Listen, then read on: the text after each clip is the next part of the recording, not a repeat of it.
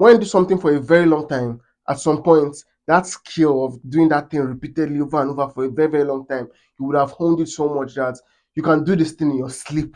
For instance, a surgeon that's been performing surgery for a long time, an architect that has been building houses for a long time, and in this case, an actress that has been acting for a very, very long time. These people that have been doing these things for a very, very long time, they've honed their skill, they've honed their craft to the extent that it is an automatic thing for them. Like they can deliver great performances even in their sleep. And in this case, I'm talking about Funke Akindele. Funke Akindele has been doing this thing for a very long time, and she's just so good at it. Making films, acting, she has owned it, she has understood it, and she always delivers. Welcome back to the channel, everyone. In this video, I want to talk about A Tribe Called Judah. A Tribe Called Judah is a film by Funke Akindele. It follows the story of a single mother and her 5 kids who have to do some things to be able to take care of their mother. That's what I'm going to say about the plot of the film. I need to say, the story of this film is not an original story by any means. It's a story that we've seen so many times when characters have to do something that they don't want to do to be able to get something for someone, something like that. I don't want to give away any details. That's why I'm being vague about it. But it's something we've seen so many times before. Characters doing something to help another person. And it's not an original story. But this film, they managed to give it a very, very fresh and unique take.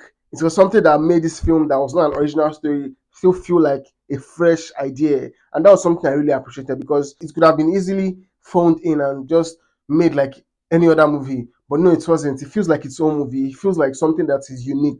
At the same time, it is not an original story. And that was something that made me really appreciate this film from the onset. Speaking of the story was very intriguing and very compelling. I was so into it. I was so interested in the characters. I was so connected with characters, and I cared so much about them because it was a very compelling and intriguing story. And the way they designed the characters, even the characters that are not morally right, you can still sympathize with them because they feel like humans. They feel like real people, and it's just something that made me connect to the story and felt the compelling nature of the story.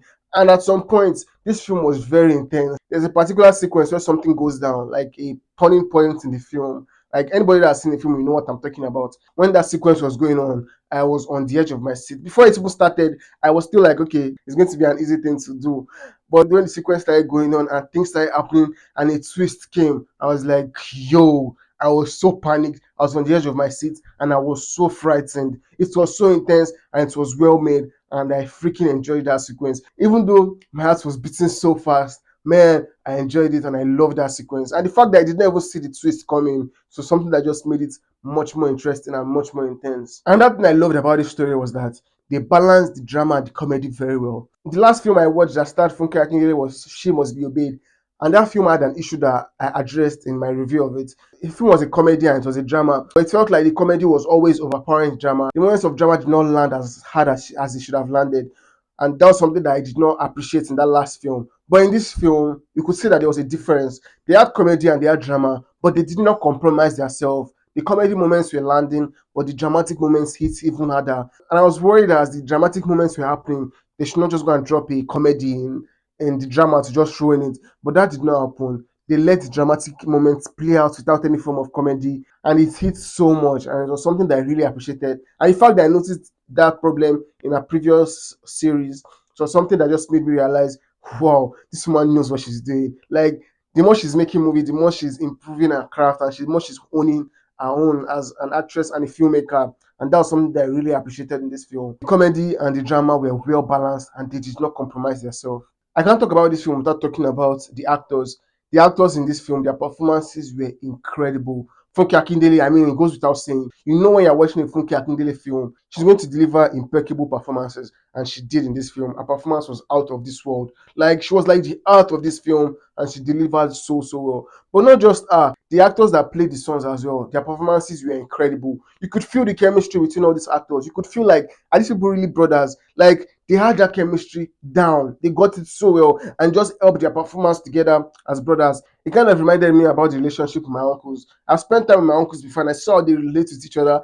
And that was how these characters in this film were relating. Like brothers. It was something that was so incredible because these people are actors, but the fact that they can get this kind of chemistry and deliver this kind of incredible performances was just something that blew me away. And their performances, their chemistry, everything that came together worked brilliantly. And not just them, the other actors in this film, all of them did fantastically well. Like it's a film film now. There are some filmmakers in Nigeria that you know that when people are coming to act in their film, they will always deliver incredible performances. Filmmakers like Kunle Afolayan, Funke Akindele, Kemi Adetiba, those people, whenever actors are coming to their show or coming to work in their films, they always deliver incredible performances. And all the actors in this film delivered fantastic performances. As much as I enjoyed this story and this film, there was an issue I had with it, and that was in the last act. The last act felt like a lot of things were just happening for conveniency. Like some things did not make sense. The way some things happened, I was like, wait, there's no explanation for this. It just came out of nowhere and it doesn't really make sense to the story. So like 2 or 3 times things happened like that in the final act that did not actually make sense to me. And I was like, wait, what am I watching? It felt kind of confusing when some things were just happening. And that's why I think it just happened for convenience sake. So that the film could just be rounded up and presented to us in a very good light. But that was something that did not just sit well with me. That final act, it just adds a lot of conveniences that did not make sense to me. And I wish they had told a better story in that last act. But all the same, I really enjoyed this film. I enjoyed it so much more than I thought I was going to enjoy it. Like the Funke Akindele film, sure, but I did not think it would blow me out of the park. But man, it did, and I loved it so much until that final act that just took me out of the experience. But apart from that, the film worked very well. The story was intriguing and compelling and intense at the times. It was meant to be intense. The performances from all the actors, incredible. The balance of comedy and drama was done superbly. And there were some shots in this film that was like, yo, this is Hollywood standard shot. There was a particular shot in this film that I saw, I was like, yo, this shot is so inspiring. How did they come up with it?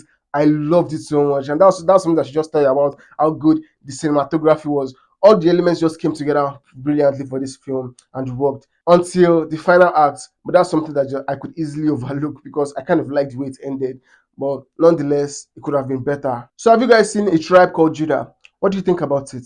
Comment below and let me know. Is this your first time on my channel? Please subscribe to my channel for more contents like this. Thank you for watching. See you in the next video. Cheers.